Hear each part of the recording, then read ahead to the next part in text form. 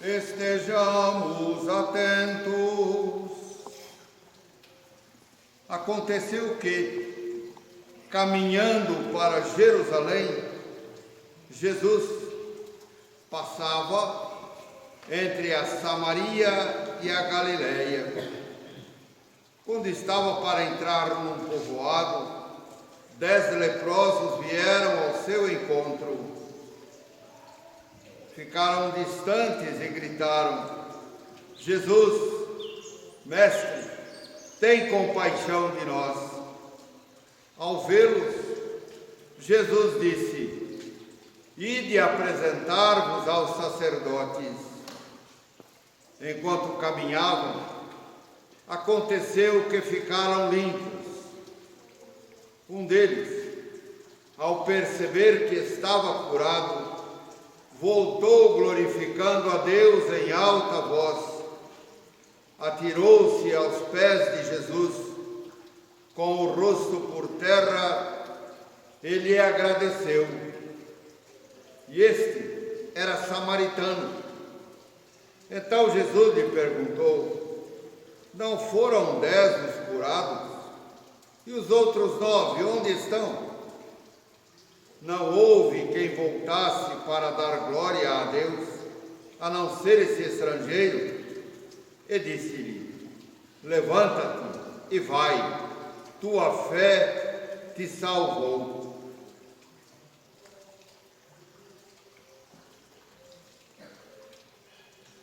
Palavra da salvação.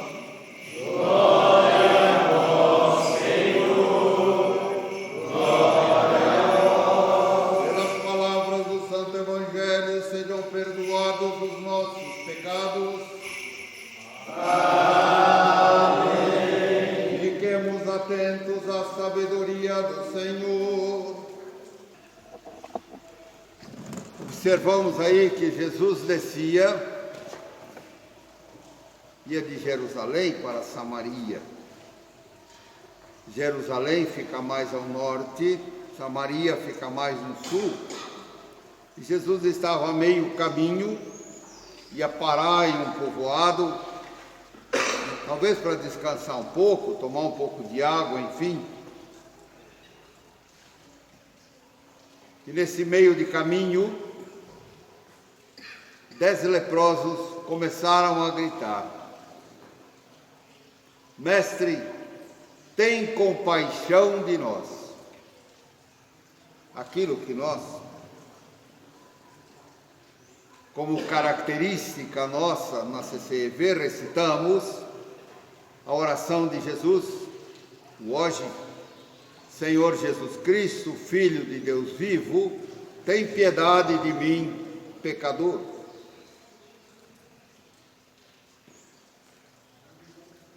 E com propósito,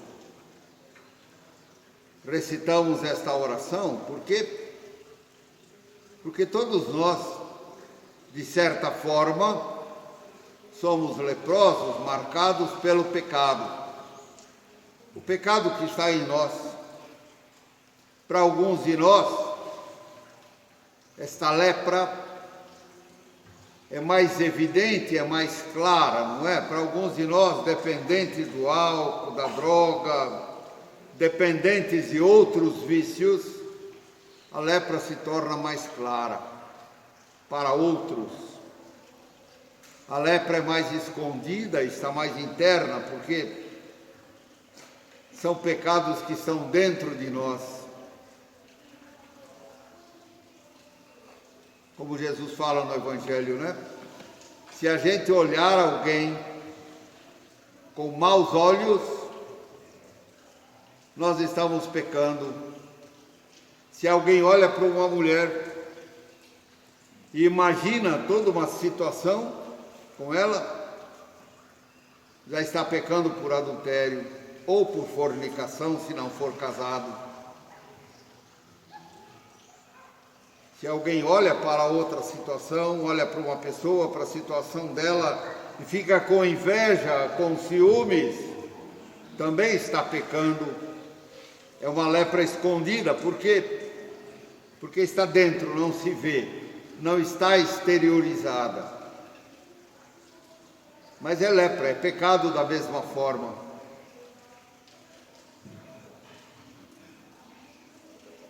Aqueles 10 leprosos cumpriam a lei humana de ficarem afastados da sociedade para não contaminar as outras pessoas. E quando eles gritam, Mestre, tem compaixão de nós, Jesus se aproxima deles e lembra a eles que eles deveriam obedecer à lei da igreja na época, a lei do templo, a lei judaica. Ide e apresentai-vos aos sacerdotes. Jesus não impôs as mãos, Jesus não fez nenhum gesto, apenas mandou que eles se apresentassem aos sacerdotes no templo de Jerusalém. E só os sacerdotes é que poderiam declarar que eles estavam limpos, estavam curados da lepra. Eles obedeceram a palavra de Jesus e em meio de caminho perceberam que estavam curados. Perceberam que estavam curados.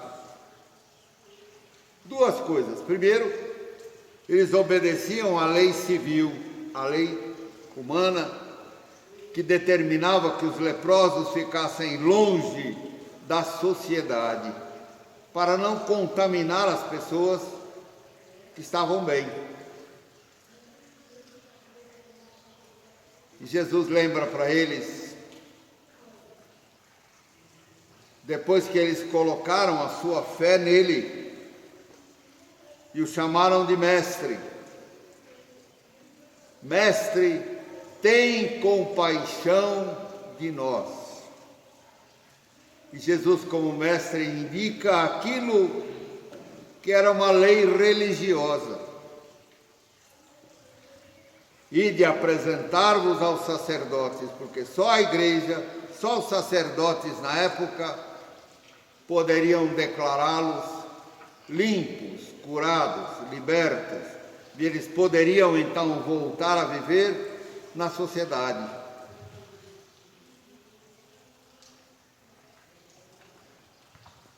O primeiro ponto que nós podemos tirar desse evangelho é a obediência. Coisa tão difícil para todos nós, né? Obedecer uma lei civil, coisas tão simples, né? A maioria das pessoas que dirigem um carro e que tem carta e dirige, a maioria das pessoas não respeita quilometragem. Não respeita. Eu, como tenho a oportunidade ou não, nem sei, mas muitas vezes sair de carro com um motorista, com outro, não é? Eu observo isso. Às vezes eu pergunto, e de vez não precisa, imagina, puseram esse 40 quilômetros, mas não precisa ser assim.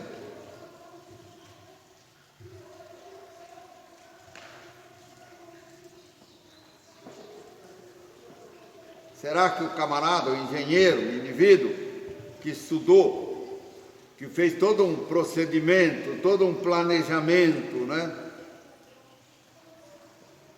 Fez cálculos e colocou aquela placa de 40 quilômetros, ele colocou aquilo lá só para ferrar o motorista?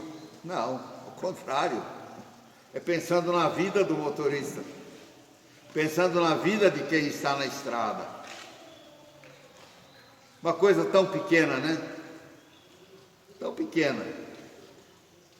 Mas se a gente não respeita, é desobediência. Como diz o Evangelho, o próprio Jesus fala: quem não é fiel no pouco, não é fiel no muito. Aí imagina, se você não respeita uma quilometragem de estrada, que tem a ver com a sua própria vida, hein?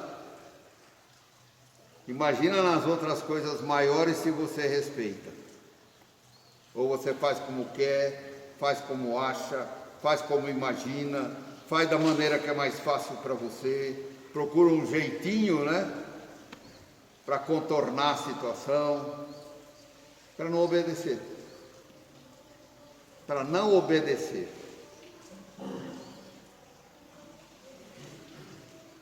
Então existe a lei civil, vocês têm que ficar longe da sociedade para não contaminar a sociedade com a vossa lepra. E existe a lei de Deus. Apresentai-vos aos sacerdotes. Quantos de nós, com certeza, praticamente todos conhecemos os 10 mandamentos da lei de Deus. E para nós católicos, existem 10 mandamentos da lei de Deus e existem 5 mandamentos da igreja. E são coisas que, se nós não observamos, nós pecamos.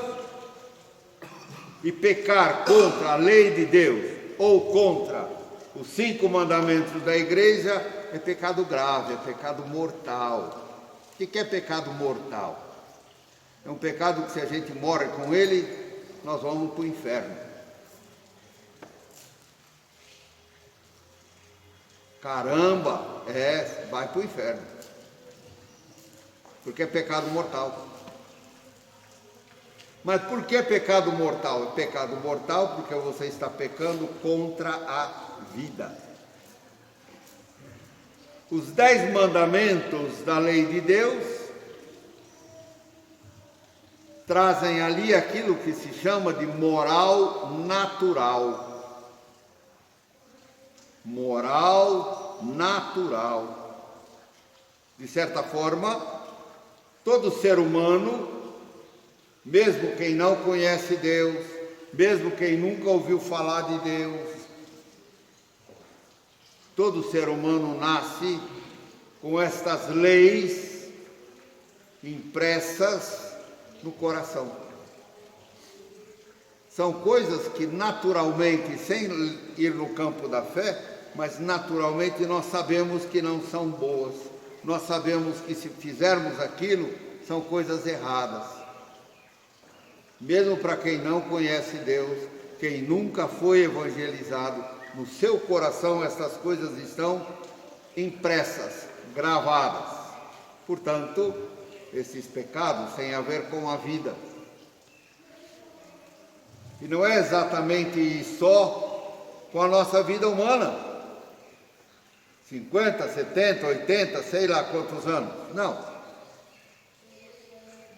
Quando a palavra de Deus fala de vida, não fala da vida humana, que dura alguns poucos anos, mas fala de vida eterna. Porque, de fato, a vida eterna é que interessa. Porque a vida eterna é eterna. Passaremos a eternidade no lugar em que aqui nós escolhermos para viver.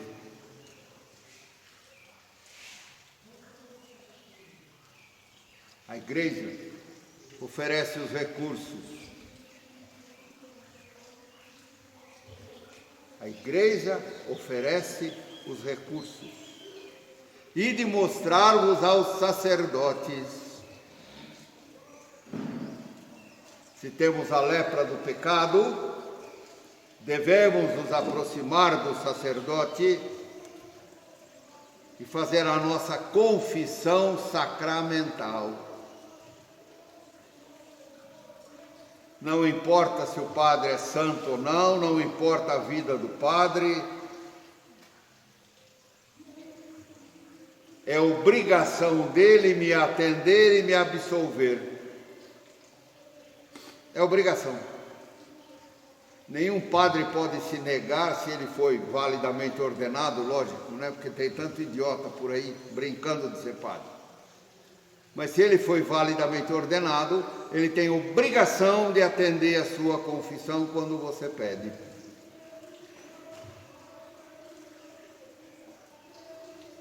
Pode ser que ele até nem acredite naquilo que ele faz.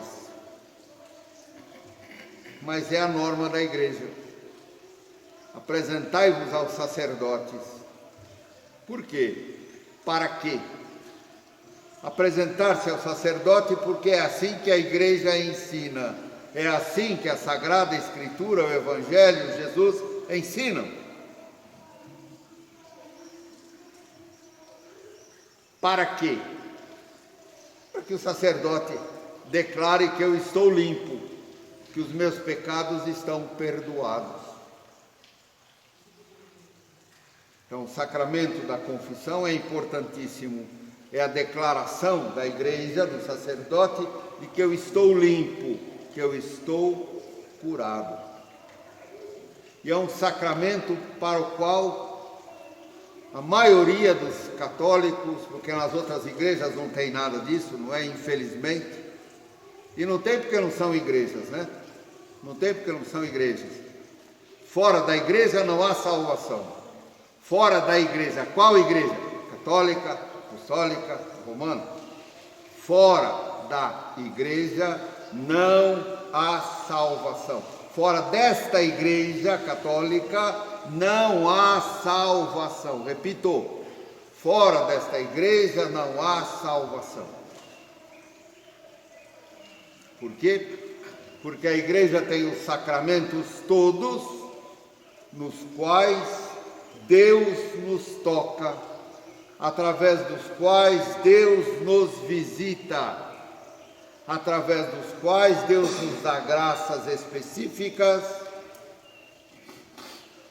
para recebermos curas que são específicas e que são vitais, são importantes para a nossa vida. Não só a vida física, não, mas a vida eterna. É uma pena, né? Quanta gente que não sabe o valor e a importância do sofrimento e que enche as nossas igrejas católicas, enche os templos protestantes por aí, e vão aí, a maioria vai para quê? Para buscar a cura e a libertação, ou seja, vai na esperança de deixar a sua cruz lá na igreja. Deixar a cruz lá na igreja. Sem a cruz não há salvação. Porque foi na cruz que o Senhor nos comprou com o preço do seu sangue inocente.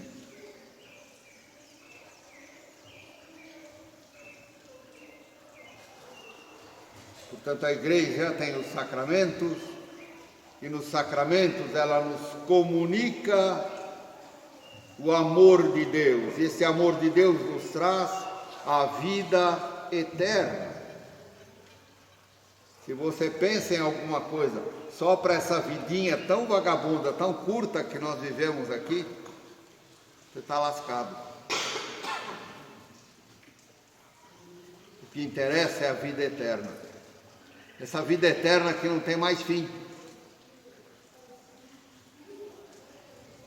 Essa vida eterna que pode ser no céu junto de Deus, na felicidade absoluta, na vida absoluta, na plenitude de tudo, ou no inferno, que é a ausência de Deus, é a plenitude do nada, a plenitude do vazio, a plenitude das trevas.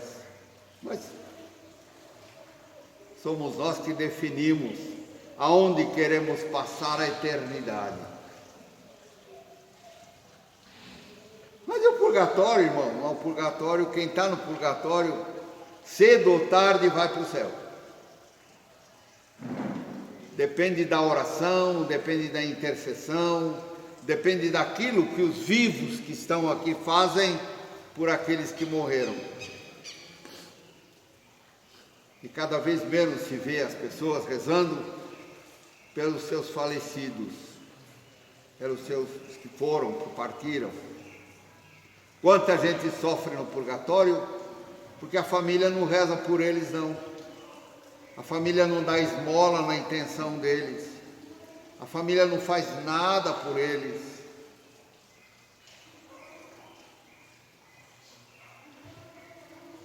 Que também no purgatório não podem fazer nada por si. Dependem da nossa oração. Dependem da nossa intercessão. Nós podemos fazer muito por aqueles que partiram e que estão no purgatório. Dependem de nós para sair de lá e ir para o céu. E rezar pelas almas do purgatório é obra de misericórdia, está no corpo da doutrina e da prática da igreja. Rezar pelos falecidos. Por isso, cada missa tem um momento onde a gente lembra dos falecidos. Obra de misericórdia. E para nós fazer as obras de misericórdia está dentro da caridade. Está dentro da caridade. São Pedro fala, a caridade cobre uma multidão de pecados. Tem coisas na nossa vida, pecados, que a gente luta e não consegue sair deles.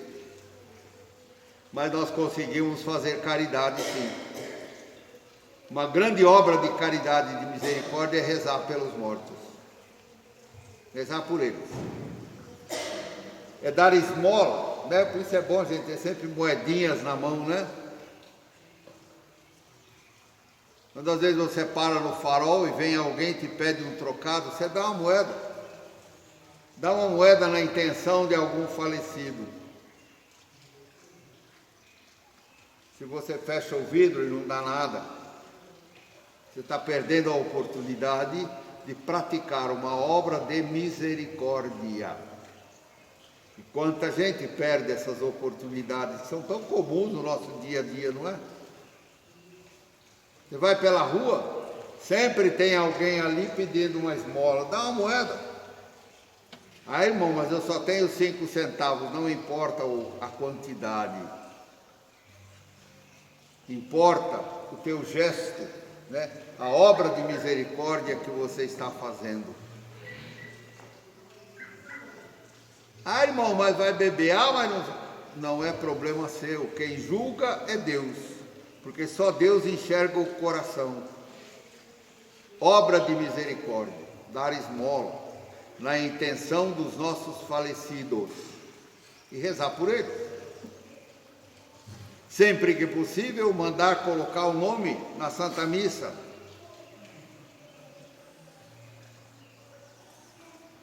Para que aquele resto de lepra que ficou naqueles irmãos que estão no purgatório passando por um período de purificação, para que aquele resto de lepra seja limpo, seja lavado e eles possam ir para o céu e gozar eternamente da graça, da presença, da plenitude no céu. Então nós, cristãos, católicos, e tem que dizer católico porque é só nessa igreja que tem salvação, né? Temos que agir como esse homem samaritano. Os samaritanos não eram aceitos pelos judeus, por quê? Porque os judeus diziam que Deus deveria ser adorado no monte, o Monte Sião, onde estava o templo. Os samaritanos não, pensavam de outra forma. E por quê? Porque os samaritanos eram um povo no meio do qual havia muito sincretismo religioso, havia muitas religiões falsas. Como nós hoje, né, temos tanta crentaiada por aí, não é? Com tantos nomes diferentes.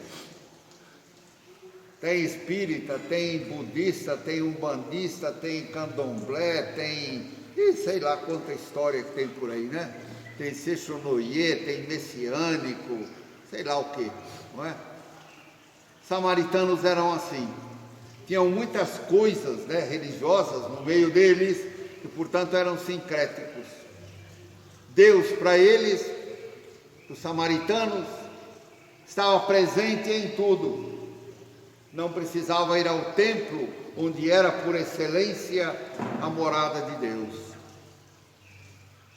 Como tanta gente hoje pensa, né? Ah, Deus está em todo lugar. Não está não, não está não.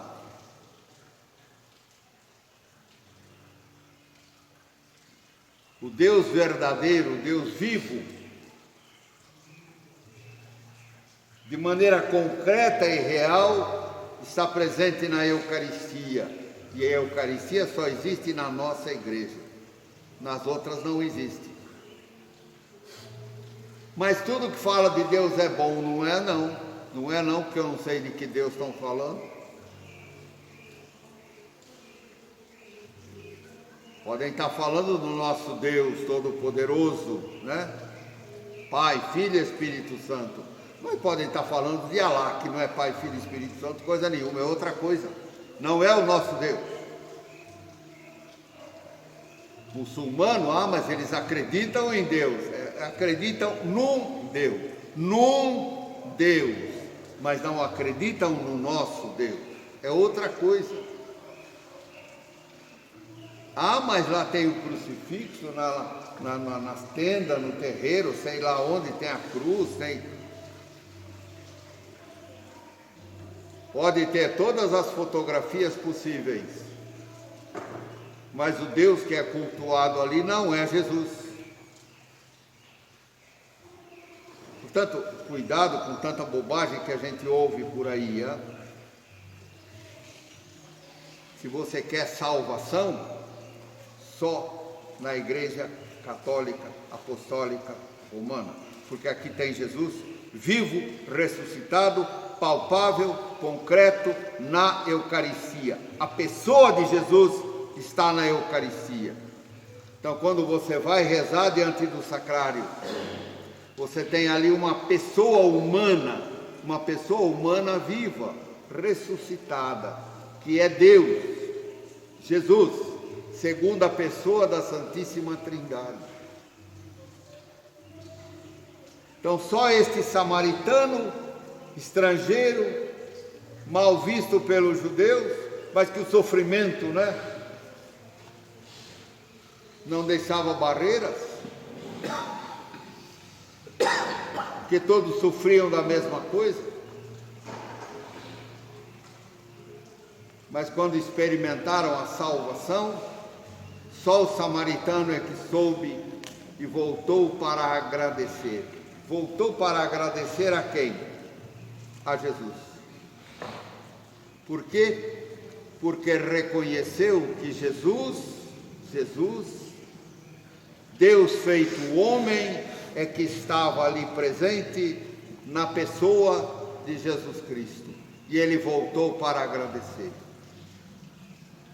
E olha a resposta de Jesus: vai, a tua fé te salvou. De alguma forma, ele reconheceu ali a presença de Deus, na pessoa de Jesus. O nome Jesus, né? O nome Jesus quer dizer, significa, traduzindo, é Deus salva. Deus salva. A palavra Jesus quer dizer isso. Deus salva. E não há outro nome pelo qual devamos ser salvos que não seja o nome de Jesus, diz a Escritura. Não há outro nome. Porque diante do nome de Jesus, todos os joelhos se dobram, no céu, na terra, no inferno, no universo inteiro.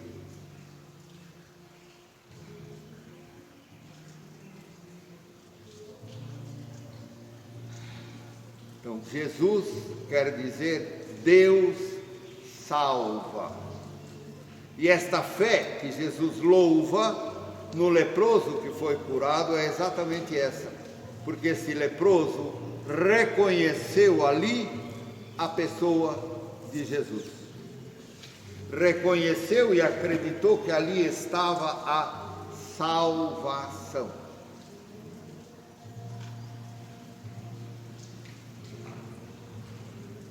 Uma das grandes propostas da nossa CCEV, da comunidade, é levar as pessoas que nos procuram à presença de Jesus vivo, ressuscitado na Eucaristia. Levar as pessoas até lá para que Jesus possa livrá-las, limpá-las da lepra do pecado, da dependência. Tudo mais só ajuda, só ajuda. Mas o único que faz de fato a limpeza é Jesus.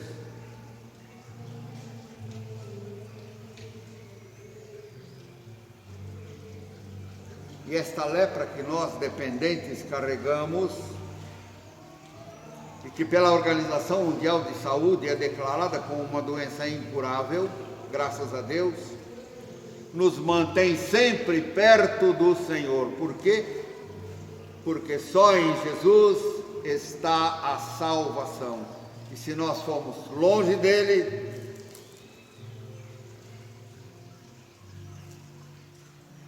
a lepra fica pior. Porque também fala o Evangelho que de onde foi tirado um demônio e a casa ficou limpa e arrumada. Quando esse demônio é arrumada, a pessoa está vivendo, perseverando num projeto de vida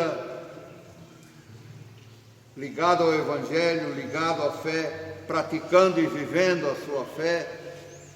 Quando o demônio vê isto, ele busca mais 7 piores do que ele. E a ruína é completa, é total. Se largamos a mão de Deus, estamos desgraçados, arruinados, perdemos a graça. E se nós temos consciência disso, bendita dependência química, alcoólica, que nos aproximou de Jesus, fomos limpos, lavados por Ele, mas se nos afastarmos dele, a lepra nos pega de novo e a nossa ruína será total.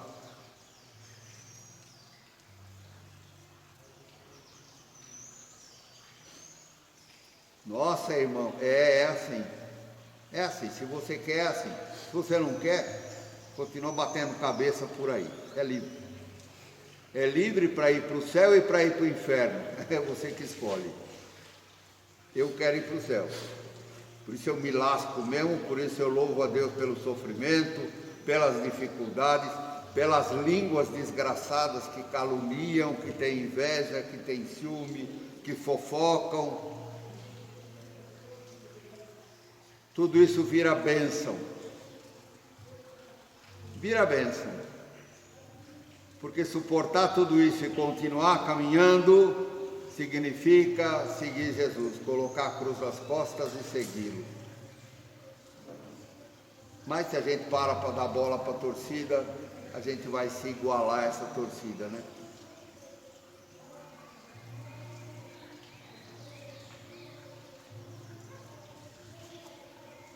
O samaritano, que não era aceito pelos judeus, este reconheceu em Jesus aquele que salva, aquele que limpa da lepra. Retomando, temos os mandamentos de Deus e da Igreja. É bom conhecê-los e é salutar observá-los. Por quê? Porque eles trazem salvação. Porque eles nos ajudam como caminho para ir para o céu. Para ir para o céu. E se a gente olhar de certa forma, no fundo dos 12 passos, nós temos lá os mandamentos de Deus e da igreja. Estão lá. Procure conhecer os 10 mandamentos da lei de Deus. Eles já estão gravados no seu coração, mas procure conhecê-los de uma maneira mais clara. Procure conhecer quais são os 5 mandamentos da igreja. Desta igreja, na única onde há salvação. Fora dela,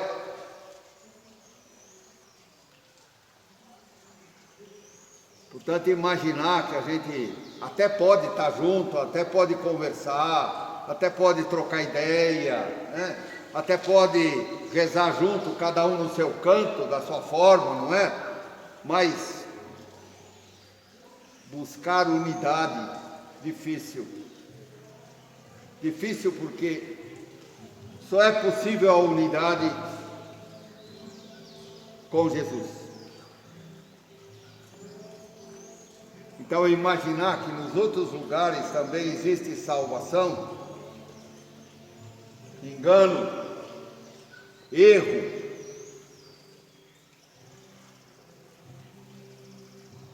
porque a salvação está aqui, na Igreja Católica, Apostólica, Romana.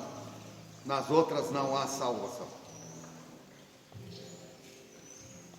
Felizes aqueles que em tempo buscam com sinceridade de coração, buscam estudar a doutrina, buscam conhecer o catecismo, buscam conhecer a história da igreja e em tempo voltam para a igreja.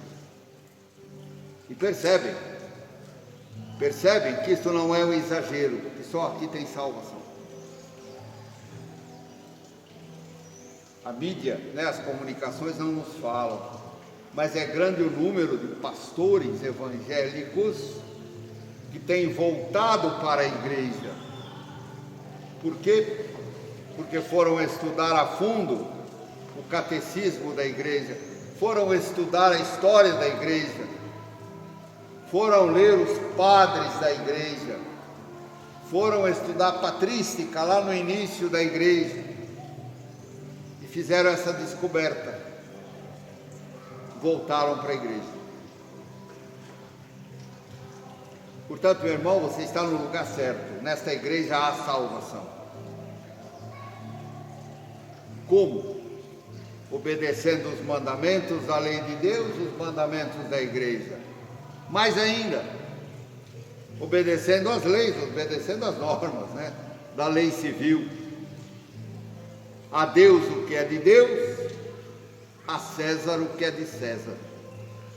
As leis existem para organizar a sociedade. Colocar-se contra elas é ser um rebelde. Colocar-se contra elas é não obedecer. E não obedecer vira bagunça, vira confusão. E Deus não está na confusão. Não está. Temos a lei humana que organiza a sociedade e a lei divina que nos ajuda a ganhar o céu.